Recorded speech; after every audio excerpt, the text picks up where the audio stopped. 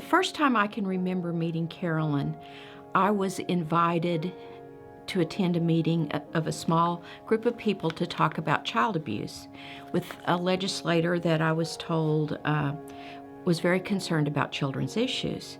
And so when I walked into the room over at the Capitol, there were already a couple of people there talking to her. And she was talking about some people she was having trouble with getting them to see some legislation her way. And I would say she sounded pretty forceful. And I have to say that I was scared. And I really didn't see how she and I were going to be able to converse. But I was really pleasantly surprised at how well she can shift gears and really listen to people and process information. And as I got to know her, when she'd get forceful like that, I'd get excited because I knew she was going to accomplish something. She was, at that time, she was working on developing multidisciplinary teams in the state of Arkansas. And she called me in and said, we need to get this done. There was no question, would you like to do it? It was, we need to get this done. When can you start? And so that was kind of my first meeting with her. She didn't get involved in child abuse till some people came forward to her, telling her their story. And it was really one woman, I think, that got to my mother's heart. And she's like, we don't really have any child abuse laws in this state, and none that really protect these children.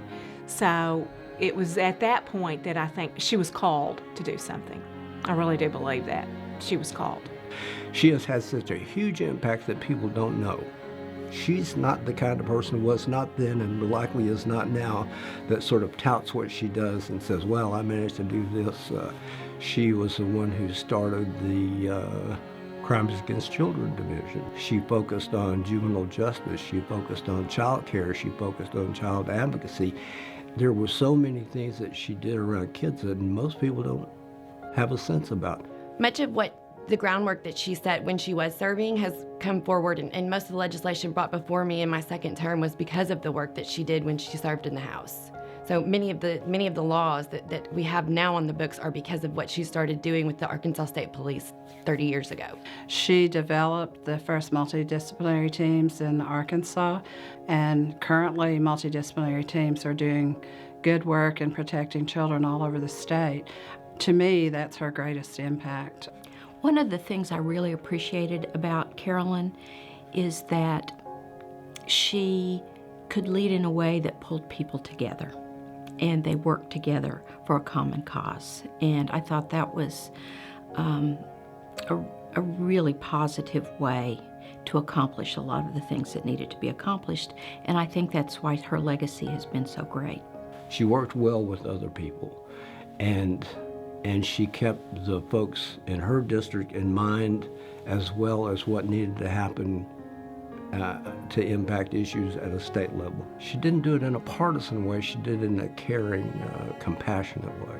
When my mother was elected in 1976, she was the first woman Republican, but back then she was really the gateway for women, and I looked up to that as a woman, as a girl, to have such a wonderful role model. She worked very hard. She put in long hours. She is just relentless at her job, and the people of Arkansas really appreciated that. I remember even after she got out of office how people would say, I wish the term limits weren't in effect, because she is the one that the term limits shouldn't have affected. When Carolyn decided to retire, it was a big blow for a lot of people because we had depended on her for a long time. I presented her with a gift when she left, and it just sprang out of my mouth when I gave it to her. I said, what are we going to do without you? And I felt the tears coming, and she had tears too. I think it was really bittersweet for her to leave. Now that she's not in politics anymore, she's very interested in many things. She uses that drive and ambition to do other things. I know she collects things like crazy. She collects seashells and pictures, and like there's something that she has, it's cards from like 1910, I think. It amazed me. She has large collections of pictures, jewelry, antiques. She had a patent model museum, and then on the other side of her old house, she had the antique store. But she kind of goes through phases on what she likes to collect. Right now, she's collecting coins, and she's collected stamps. She's always loved to travel, and she's been all over the world. She's gotten to go to China and Mexico and Europe. I mean, certainly Carolyn is deserving of this award because of what she did do, again, with the state police and setting it up in the Hamilton House and giving these children a shelter and a place to go. I mean, again, she's so vocal for someone that didn't have a voice. As Jackie likes to say, the invisible child. She gave the invisible child a voice and stood up for them. My mother is very deserving of this award because one of her great passions was children that were hurt and victimized by others. And it was just in her heart. And she would talk about the hard subjects when a lot of men wouldn't talk about it. But she would bring it forward, and it was very emotional to her. And I remember her coming out of a committee meeting one time in tears about it, because she was so, her heart was so, that was just part of her heart, that she felt like they needed their own voice. She is deserving of this award because she worked very hard, worked many long hours, and as I remember as a child, went to many meetings, and a lot of times with me in tow, and I sat there with her while she negotiated and worked on these bills. I think it's really cool that she's able to get the award, and it's just amazing that my grandma is somebody that's able to do something like this.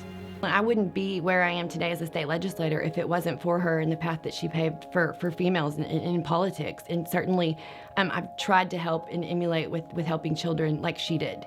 When I started my career, she was one of the few women that provided a role model for young women like myself that wanted to be a professional, and she showed us how to do it, and she did it well. And after I met her and observed her for a while, I decided that I wanted to be like Carolyn when I grew up.